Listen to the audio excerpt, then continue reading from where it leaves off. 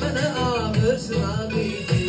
Rəngim də ağ idi, elə bəxtim də ağ idi. Bir dəfə yanında üzüm ağ olmadı əfsus. Rəngim də ağ idi, elə bəxtim də ağ idi. Bir dəfə yanında üzüm ağ olmadı əfsus. Meydanlara hər gün onu dartdım, bunu dartdım. Ünhan beni öyrəndi, ərus sarıdan attım. Qaldım papaq altında sənətlə başa qattım. Heç kim mənə baxdığında dayaq olmadı əfsus.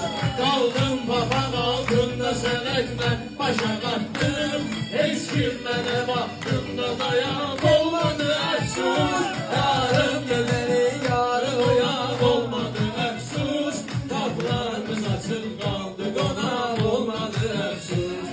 Aşki görəsən şahların taxtında şəhanə.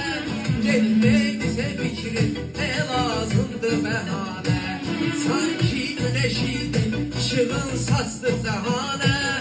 Addımladığım yolda çıraq olmadı əfsus. Sanki güneş idi, işığın saçdı cəhanə. Addımladığım yolda çıraq olmadı əfsus. Ey Tanrı, ədalət güneşi aləmə göndər. Qandan dolu dünya, yenə qandan dolu səngər. Səngərdə tanınmaz hala düşmüşdü bir əskər. Adsız şəhidin adına qulaq olmadı əfsus. Səngərdə tanınmaz hala düşmüşdü bir əskər. Adsız şəhidin adına qulaq olmadı əfsus.